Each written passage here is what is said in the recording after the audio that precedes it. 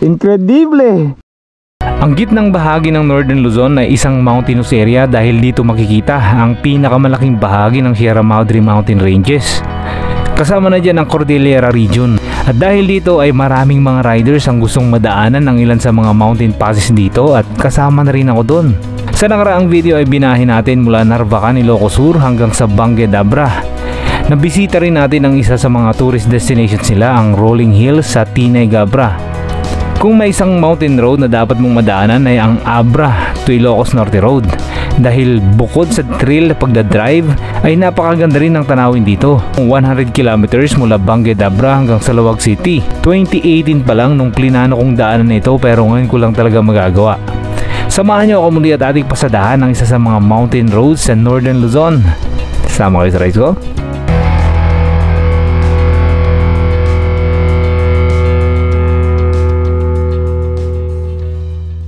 Good morning!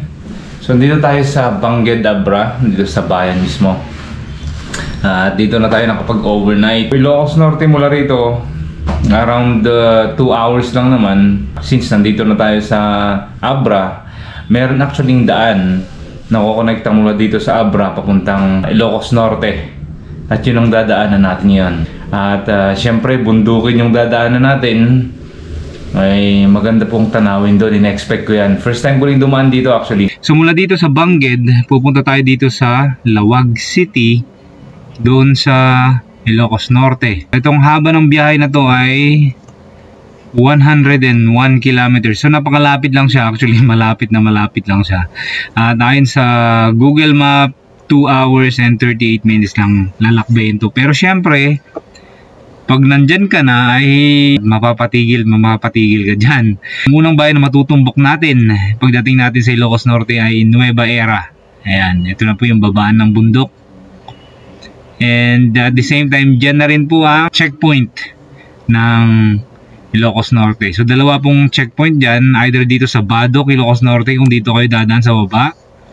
Kung dito naman kayo dadaan sa May Abra papuntang Ilocos Norte, ay dito sa Nueva Era yan kakaroon ng checkpoint. So malapit lang siya. Ganun lang naman siya. First time kong dumaan dito at excited na ako. Woo! Let's go!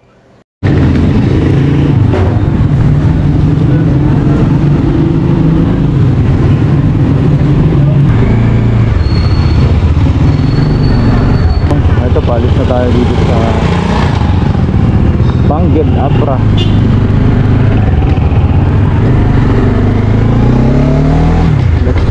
Sakay ang landa na, okay lang? Yes, sir. Magpumeter, sir.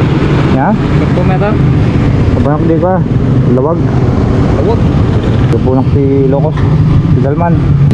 Bandat lapas, tadi bundok ka dito? Yan, di pa agad sir, pagnanas, lapas. Ngom dito nga dito tulong bukang kadalan.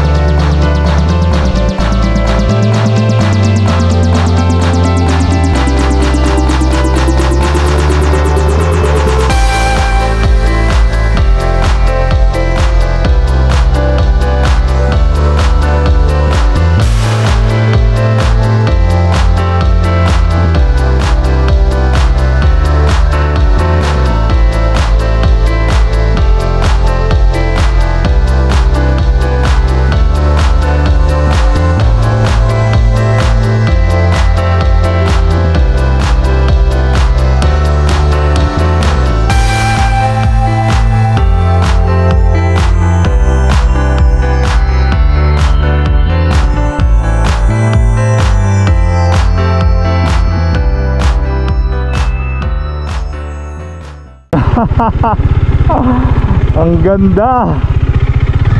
View deck pala talaga to. Incredible.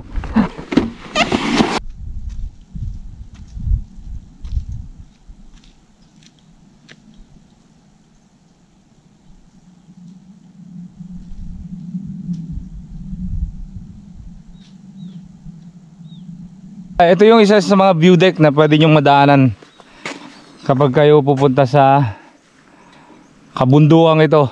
Punta sa Lawag galing Bangged, Abra. Danglas view deck siguro tawag dyan kasi Danglas yung nakalagay dyan.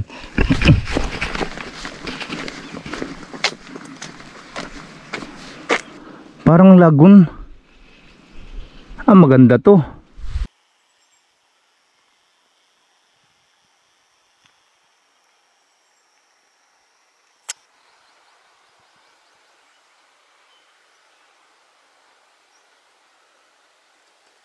Ang lalim niya no? Tapos I think dito rin ang gagaling yung tubig nila. Kasi kung mapapansin nyo, i-zoom in ko yung kulay puti na yon ay parang may leak yung hose na magsusupply ng tubig. Para natuloy siyang fountain. Ang laki ng leak na yan. Or may farm ba dyan? Wala akong nakitang farm eh.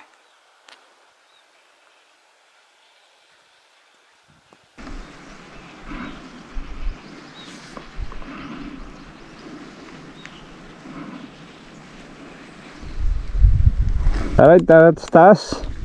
Actually marami pala tayong madadaanan talagang mga view deck dito. Kasi yun yung listahan ng mga view decks na pwede nating daanan. So meron pa, marami pa dito. Ayos to. Ito pala yung pinakabungad nung akyatan. Sa malamang meron din pine trees dyan. Let's go!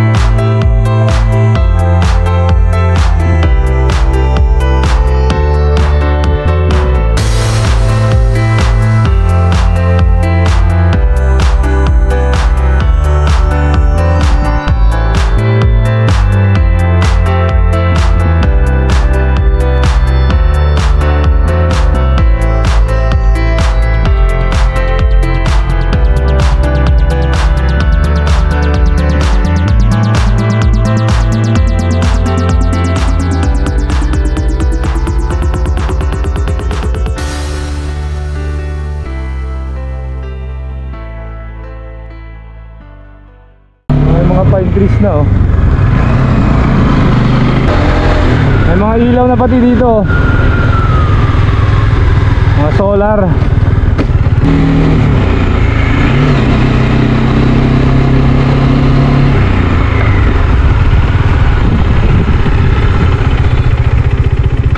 Ito yung pangalawang view deck na madadaanan natin dito. Dadamuen View Deck.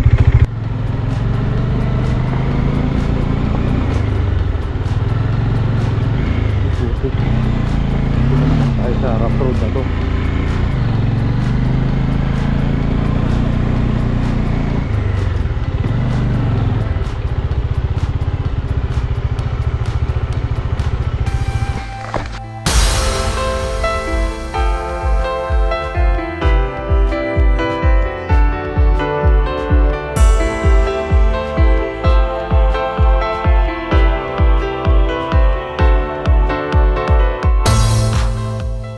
So halatang pinupuntahan itong lugar na to. Ito bagong tabas lang yung mga damo dito dahil nga kaka-open lang din ng turismo ng Abra. Kaya ina-expect nilang maraming mamamasyal dito. Kaya naglinis-linis na sila. Yan na yung daan. Yan tayo nang galing.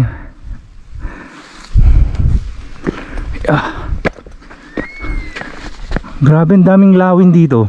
Ayaw ko naririnig nyo talaga yun sa camera. Yun.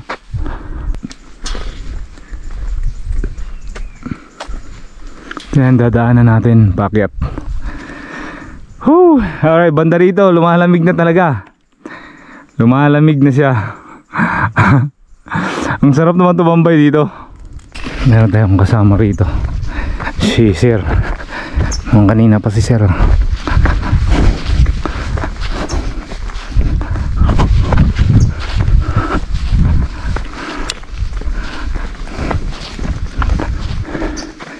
Sir, morning. Mark, sir, Mark. Shoutout kay Mark.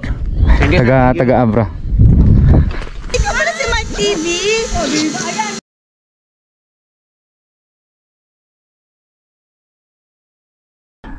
Taga Cavite, Kainta, sina kuya, at sila yung taga rito. Sige po. Kasama daw ako sa picture nila.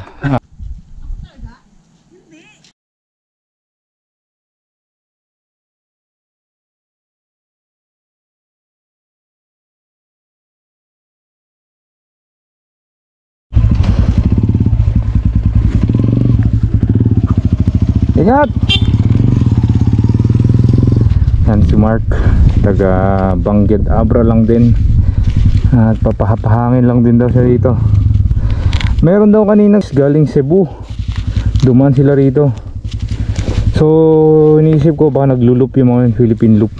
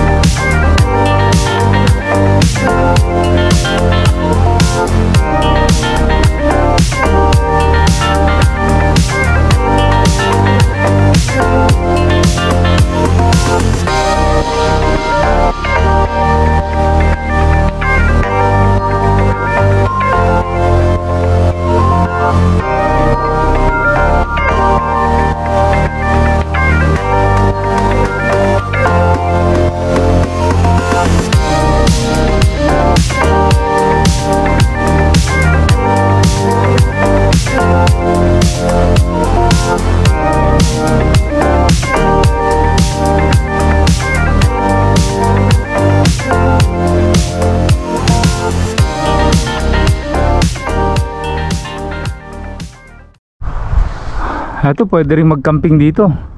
Actually, yung unang view deck na pinuntahan natin, yung Damdamuin or Dadamuin view deck, ay pwede palang mag-camping doon. Ibig sabihin, pwede pong mag-overnight. Sobrang relax ng rides. So considered pa rin na bungad to kasi tinignan ko yung map, parang wala pa tayo sa halfway bago natin marating ang Ilocos Norte. So marami pa tayong dadaanan dyan sa taas. Isa pa ito sa mga highlights din na talagang inaayos nila yung daanan kasi alam nilang maraming papasyal dito. Kita nyo, nakaset up na ngayong pwedeng campingan dito, pwedeng tambayan ng mga riders o kaya yung mga gustong mamasyal sa lugar na to.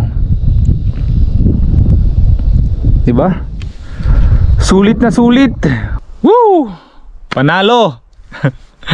Abra to Lawag, Abra to Ilocos Norte Road. Pasyalan nyo to. Hindi ko alam kung saan banda yung century old na kahoy, na punong kahoy. Century old tree. Highest point campsite. Asan ang campsite?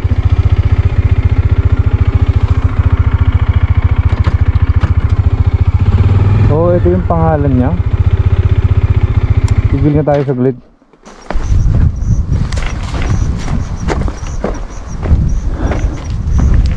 Campsite ko talaga to.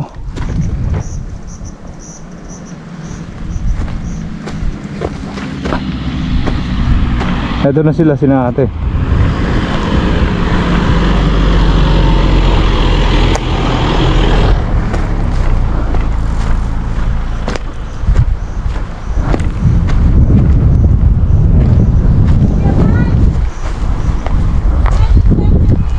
Hindi ko pa napuntahan. Baka hindi ko alam, baka doon sa taas.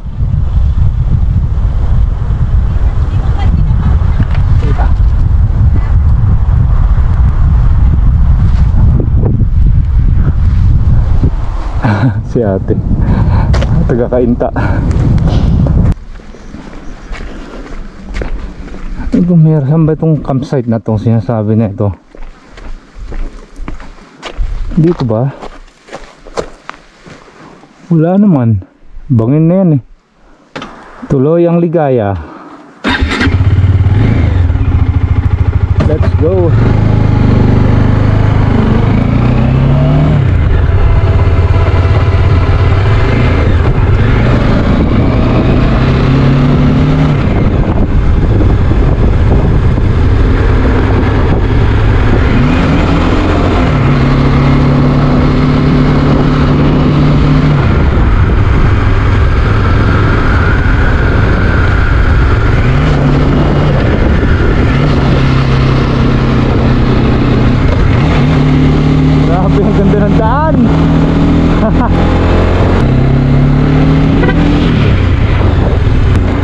Hindi pala ng landslide dito. Kahaba niyan. Sticker daw, sticker. Hindi tayo.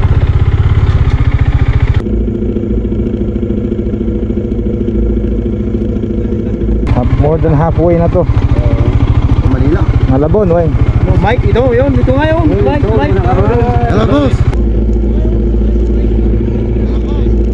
Halo kami sa mga boss, vlog mo. Oh, thank you, thank you. Thank you. Wala mo kaya sir tayo. Tutuloy yan nako. Oy. Tataka mo lang. Alright. Saba boss? Sir. Saba? Ay, saba, sige. Iwaras yun ah. Picture tayo na na. Sige na. Selfie.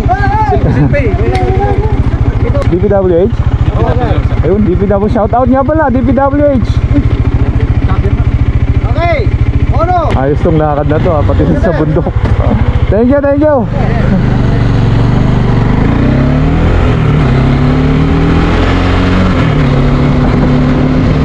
Nanonood pala sila. Tigil nga tayo. Wow.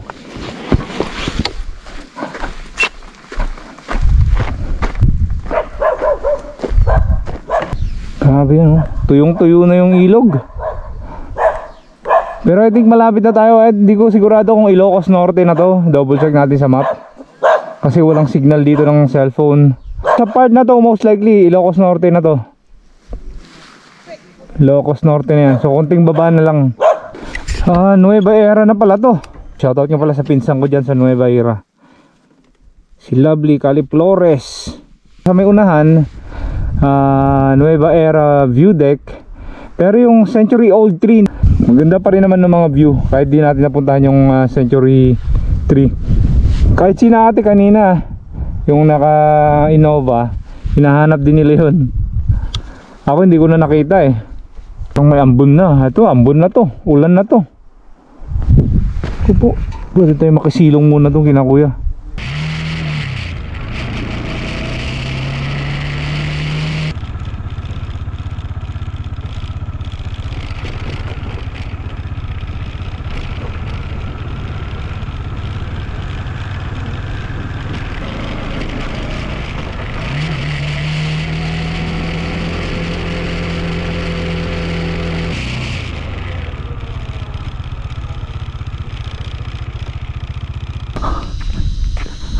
District Highway boundary.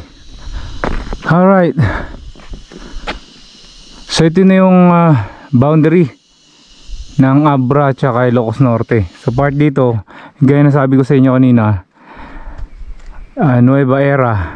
Ano ba yan? Nueva Era, Ilocos Norte. At itong tatabi niya, may view deck po dyan. Yan ang pupunta natin. Let's go.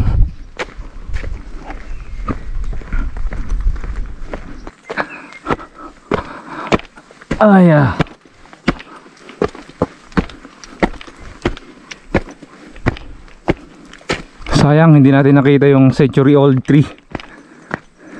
Makulimlim pa dito. Para alam babagsak na tong ulan na to eh. Ito papunta naman dun pababa. Itong black clouds. So hopefully hindi tumambay sa tapat natin. Hindi ng bundok na yan, no? Diba? Rocky Mountain.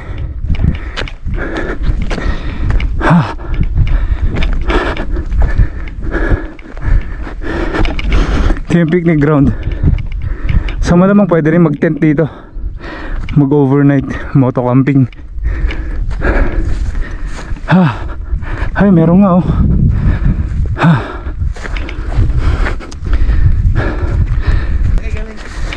Manila. Wine. Nag-overnight kayo? Ayos ah. Sayang di ko nadala yung tent. Pagka may tent sana tayo, pwede tayo mag-overnight sa mga ganito. Kompleto ako dyan actually. May flashlight, meron akong lamp. Ulan na yan guys, ulan na to. Tara na. Shit, wala pa naman tayong sisilungan.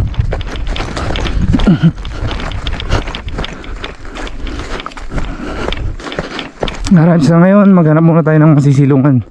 Punta muna tayo, siguro tayo dun sa baba kung lalakasan tong ulan na to. Makikisilong tayo dun kina kuya. Mahirap na. Health is wealth.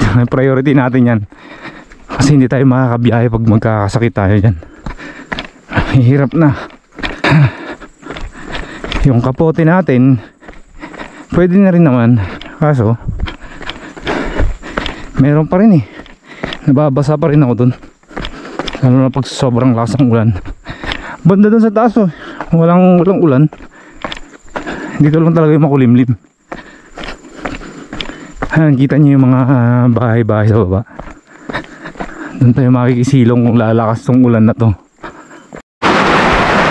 Okay, dito muna tayo magstay kina tatay kasi biglang lumakas yung ulan. Grabe. Hindi ko alam kung babalikan ko pa yung century old tree. May 2 kilometro daw mula rito eh. So pwede rin sana, kaso nga lang umulan na ulit, wala na. So most likely didiretso na natin to papuntang Pagudpud para doon tayo mag overnight. 1:20 na po ng hapon, time check natin. Babayad nila, ino-offeran ako mag-overnight sa kanila. Ngayon kung hindi ko kakayanin ngayon, halimbawa babalik ako doon tayo mag-overnight.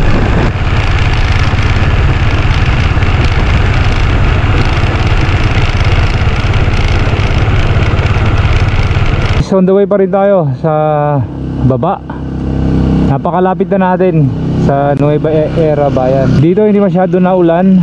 So far sementado lahat yung nadaan ako.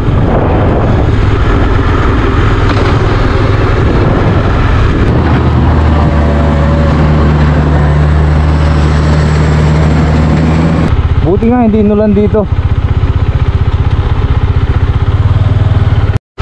Checkpoint. May checkpoint guys.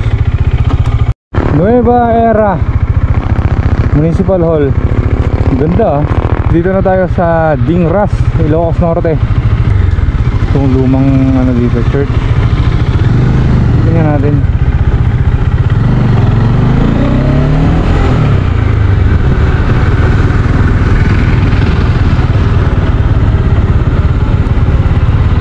Oh wow.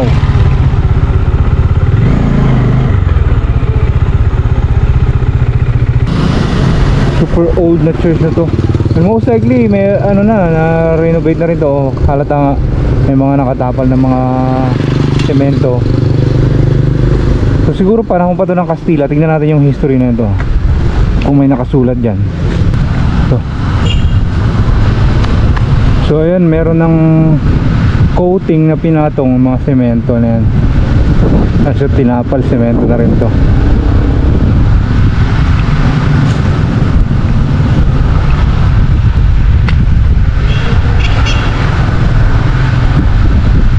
Pasok mo tayo.